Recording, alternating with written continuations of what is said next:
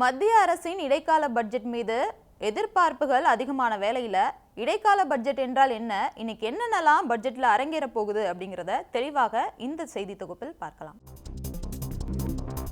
இந்தியாவில் நாடாளுமன்றம் ஒப்புதல் இல்லாமல் மத்திய அரசு ₹1 கூட செலவு செய்ய முடியாது. ஆண்டுதோறும் பட்ஜெட் நாடாளுமன்றத்தில் தாக்கல் செய்யப்பட்டு ஒப்புதல் பெறப்படும். ஆனால் பொது தேர்தல் நடக்கும் ஆண்டில் மட்டும் இடைக்கால பட்ஜெட் தாக்கல் செய்யப்படும். அதாவது ஏப்ரல் முதல் ஜூலை வரையில் 4 மாத செலவுகளுக்கு நாடாளுமன்றத்தில் ஒப்புதல் பெறப்படும். பொது தேர்தல் முடிந்ததும் புதிதாக பதவியேற்கும் அரசு முழு பட்ஜெட்டை ஜூலையில் தாக்கல் செய்யும். பொதுவாக இடைக்கால பட்ஜெட்களில் பெரிய அளவில் வரி மாற்றங்கள் அல்லது கொள்கை முடிவுகள் அறிவிக்கப்படுவதில்லை. ஆனால் அப்படி பெரிய அறிவிப்புகள் அறிவிக்கக்கூடாது என்பதும் கிடையாது. கொள்கை முடிவுகள் முழு பட்ஜெட்டில் மட்டுமே இடம்பெறும் என்பதும் மரபாக இருக்கிறது. ஆனால் கடந்த 2019 நாடாளுமன்ற தேர்தலுக்கு முன்பாக மோடி அரசு தாக்கல் செய்த இடைக்கால பட்ஜெட்டில் முக்கிய அறிவிப்புகள் எல்லாம் இடம்பெற்றன. அப்போது ரயில்வே அமைச்சராக இருந்த பியூஷ் கோயல் இடைக்கால பட்ஜெட்டை தாக்கல் செய்தார். சிறு குறு விவசாயிகளுக்கு 3 தவணைகளில் ஆண்டுக்கு ₹6000 அவர்கள் வங்கிக் கணக்கில் செலுத்தப்படும் என்று இடைக்கால பட்ஜெட்டிலேயே மத்திய அரசு அறிவித்தது. ஆண்டு வருமானம் ₹5 லட்சம் வரையில் வருமான வரி கட்ட தேவையில்லை என்ற அறிவிப்பும் அதில் இடம்பெற்றது. எனவே இப்போது நிதியமைச்சர் நிர்மலா சீதாராமன் தாக்கல் செய்யவிருக்கும் இடைக்கால பட்ஜெட்டிலும் முக்கிய அறிவிப்புகள் இருக்கும் என்றே எதிர்பார்க்கப்படுகிறது. குறிப்பாக விவசாயிகள், பெண்கள், இளைஞர்கள், ஏழைகள், பழங்குடியினரை மையமாக கொண்ட சமூக திட்டங்கள் சார்ந்த அறிவிப்புகள் இருக்கலாம் என்று எதிர்பார்க்கப்படுகிறது. அந்த வகையில் விவசாயிகளுக்கு வருடம் 6000 வழங்கப்படும் தொகை 8000 அல்லது 9000 உயர்த்தப்படலாம் என்று தகவல்கள் தெரிவிக்கின்றன. அதிலும் பெண் விவசாயிகளுக்கு ₹10,000 முதல் ₹12,000 வரை வழங்கப்படலாம் என்றும் தகவல்கள் வெளியாகி உள்ளன.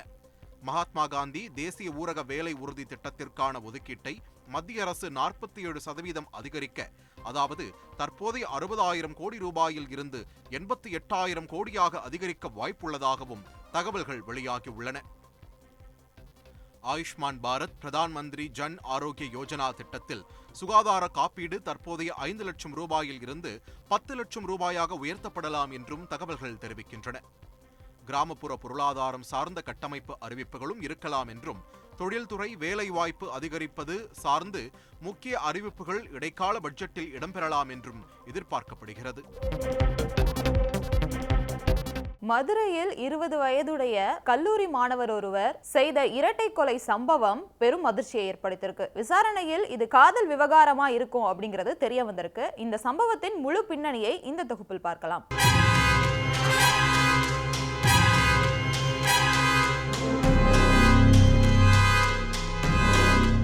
மதுரை மாவட்டம் திருமங்கலம் அருகே உள்ள சரகம் கொம்பாடி கிராமத்தை சேர்ந்தவர் சதீஷ்குமார். 28 வயது இளைஞரான இவர் கட்டிடங்களுக்கு கம்பி கட்டும் வேலை செய்து வந்த நிலையில் அதே ஊரை சேர்ந்த மகாலட்சுமி என்பவரை காதலித்து வந்திருக்கிறார்.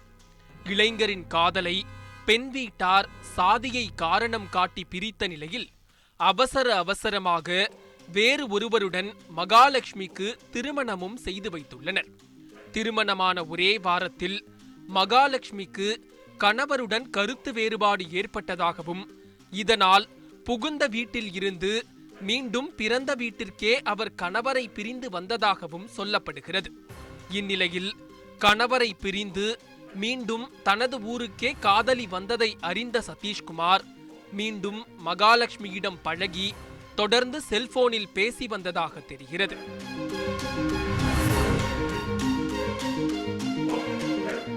இந்த விவகாரம் மகாலட்சுமியின் தம்பியான கல்லூரி மாணவர் பிரவீன்குமாருக்கு தெரிய வந்துள்ளது. ஏற்கனவே அக்காவின் காதல் விவகாரத்தையும் அதனால் அவசரமாக திருமணம் செய்து வைத்து இறுதியில் திருமண வாழ்க்கையும் பாழாய் போனதை எண்ணி கொதிப்பில் இருந்த பிரவீன்குமாருக்கு இந்த தகவல் ஆத்திரம் கொள்ள வைத்திருக்கிறது. இருவரையும் பல முறை கண்டித்தும் கேட்காததால் கொதிப்பில் இருந்த அவர் சம்பவத்தன்று வேலை முடிந்து தனது வீட்டிற்கு சென்று கொண்டிருந்த சதீஷ்குமாரை இரவில் வழிமறித்திருக்கிறார்.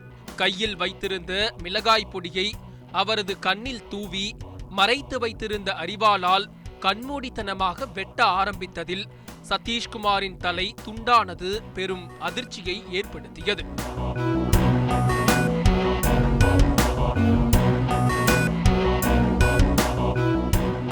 தொடர்ந்து சதீஷ்குமாரின் தலையை மட்டும் கையில் எடுத்து ஊருக்குள் வலம் வந்த இளைஞர் ஊரின் நடுவே உள்ள நாடக மேடையில் தலையை வைத்துவிட்டு நேராக தனது வீட்டிற்கு சென்ற நிலையில் தனது அக்காவான மகாலட்சுமியையும் அரிவாளால் கழுத்தறுத்து கொன்றது கிராமத்தை நிலைகுலைய செய்தது.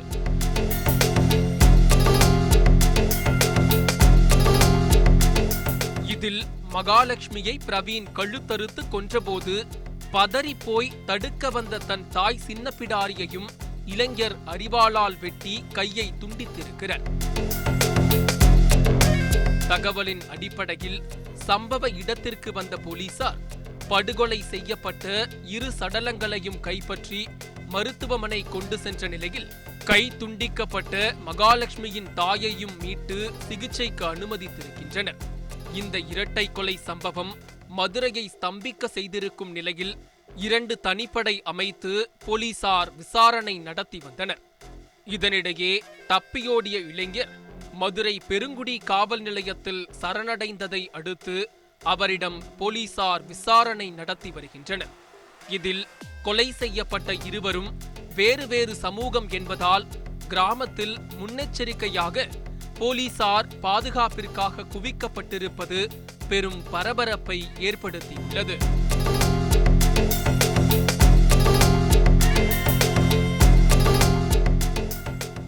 உரையாடல்களையும் இணையத்தில் தேடும் விஷயங்களையும் கண்காணிக்க போவதாக கூகுள் மெசஞ்சர் சொல்லியிருக்காங்க. இதை பற்றி இந்த தொகுப்பில் பார்க்கலாம். சர்ச் இன்ஜின் புகழ் கூகுள் நிறுவனம் அவ்வப்போது ஏதாவது விஷயங்களை செய்துவிட்டு மன்னிப்பு கேட்பதும் மாட்டிக்கொள்வதும் சமீபத்தில் அதிகரித்துள்ளது.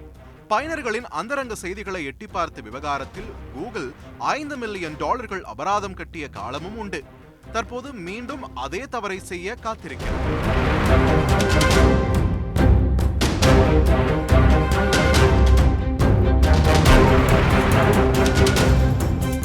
உலகெங்கிலும் கூகுள் செயலி தொடர்பான வகைராவை 300 கோடிக்கும் அதிகமான மக்கள் பயன்படுத்தி வருகின்றனர். எத்தனை கோடி பேர் பயன்படுத்தினாலும் அவர்களின் தனிப்பட்ட தகவல்கள் காக்கப்படுகிறதா என்பதே இங்கு முக்கியம். கூகுள் குரோம் பிரவுசரில் உள்ள இன்காக்னிட்டோ என்ற வசதியை யாரும் கண்காணிக்க முடியாது மற்றும் அதில் உள்ள தரவுகளை பார்க்க முடியாது என்பதில் செய்த மாற்றம் கூகுளுக்கு அபராதம் கட்டும் வரை கொண்டு சென்றது. தற்போது இதே போல மீண்டும் ஒரு சர்ச்சையில் சிக்கியுள்ளது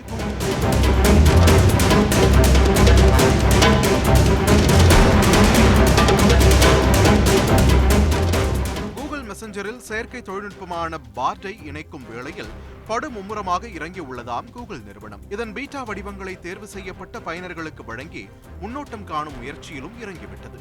உங்கள் ஒவ்வொரு நிமிட இணையதள அலசல்களையும் கண்காணித்து உங்களுக்கு வரும் குறுஞ்செய்திகளுக்கு நீங்கள் என்ன பதில் தரலாம் என்று ஆலோசனைகள் வழங்குவதுதான் இதன் நோக்கமாகும். அதாவது ஒரு பயனரின் உரையாடல்கள், யாருடன் பேசுகிறீர்கள், அடிக்கடி நீங்கள் பயன்படுத்தும் வார்த்தைகள் என்ன உள்ளிட்ட தரவுகள் கண்காணிக்கப்படும்.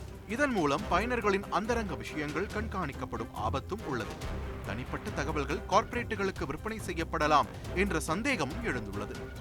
கூகுள் இதை வெளிப்படையாக ஒப்புக்கொள்ளாவிட்டாலும் இதுதான் உண்மை என பல குரல்கள் எழுந்துள்ளன.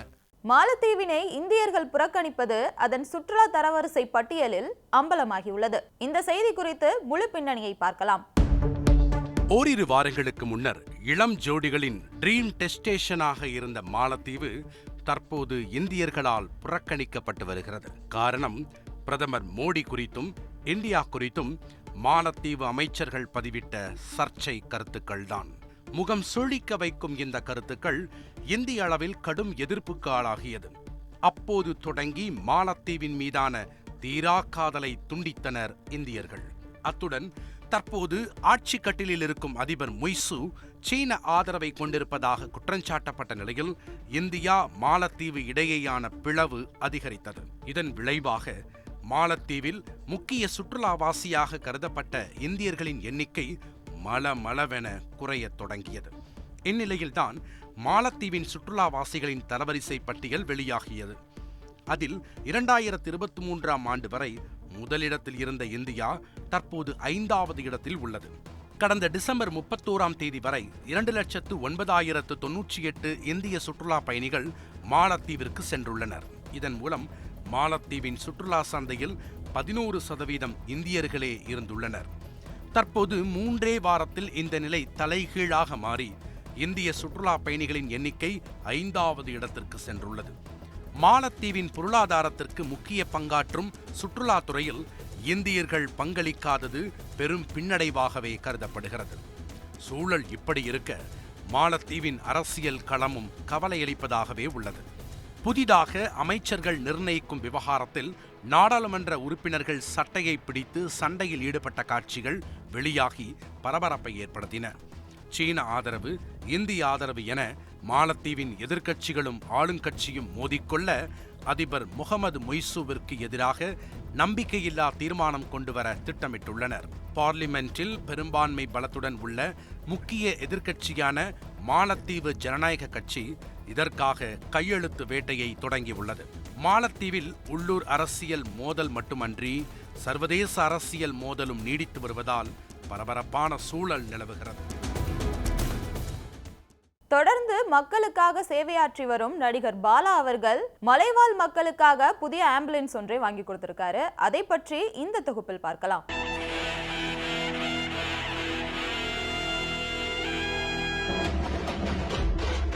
நீங்கள் பார்த்து கொண்டிருக்கும் இந்த பகுதியானது திருப்பத்தூர் மாவட்டம் வாணியம்பாடி அருகே உள்ள நெக்னாமலை கிராமம். 75வது குடியரசு தினத்தை கொண்டாடி முடித்துவிட்ட சூழலில் இதுவரை இந்த மலை கிராமத்திற்கு சாலை வசதி கூட இல்லை. அரசின் கண்களுக்கு தெரியாத நெக்னா கிராம மக்களின் துயரமும் வேதனையும் சின்னத்திரை நடிகர் பாலாவை நெருடச் செய்தது.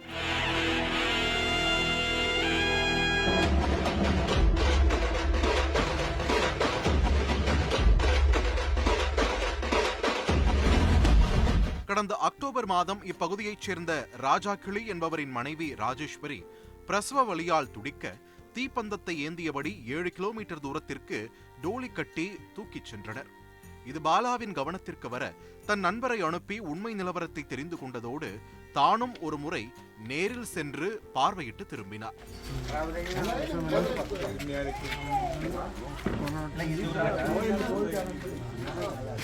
சம்பவம் நடந்து முடிந்து 3 மாதங்களில் அந்த கிராமத்திற்கென புது ஆம்புலன்ஸ் ஒன்றை சொந்த பணத்தில் வாங்கி தந்துள்ளார் பாலா. நம்ம நெக்னாமலையில் இருக்க எந்த காக்கும் ஆகாது. இதோட இது 5வதுனே. முதல்ல வந்து நம்ம அறந்தாங்கில ஒரு ஹோமு கொடுத்தோம்.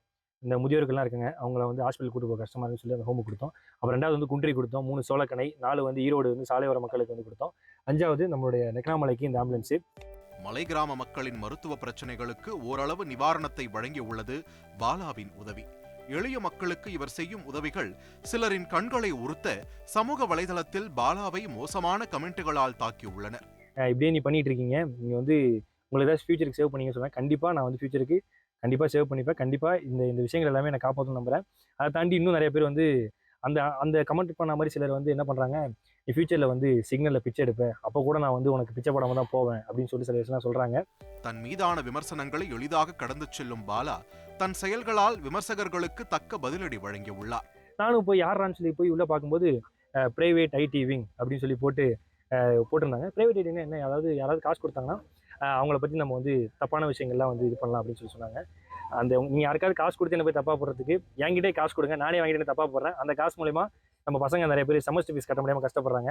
ஸோ நான் அவங்களை இது பண்ணுறேன். ஏன்னா இந்த கமெண்ட்லாம் வரும்போது நான் ரீப்ளே பண்ணுறதுக்கு முன்னாடி மக்கள் எல்லாருமே போய் அவங்களை ரீப்ளே பண்ணி பேசிடுறாங்க. ஸோ அந்த மக்கள் எல்லாருக்கும் ரொம்ப ரொம்ப நன்றி. யார் என்ன சொன்னாலும் மக்கள் தன் பக்கம் நிற்பதாக கூறும் பாலா விரைவில் 6வது ஆம்புலன்ஸ் ஒன்றை மக்கள் சேவைக்கு அர்ப்பணிக்கப் போவதாக தெரிவித்துள்ளார். சின்னத்திரை பெரிய திரைகளில் எத்தனை கதாநாயகன்கள் வலம் வந்தாலும் பாலாதான் ரியல் கதாநாயகன் என பெருமை பொங்க தெரிவித்துள்ளனர் நெக்னாமலை கிராமத்து மக்கள். தந்தி டிவி செய்திகளுக்காக செய்தியாளர் ஸ்ரீனிவாசன். செய்திகளை உடனுக்குடன் தெரிந்து கொள்ள உடனே சப்ஸ்கிரைப் பண்ணுங்க.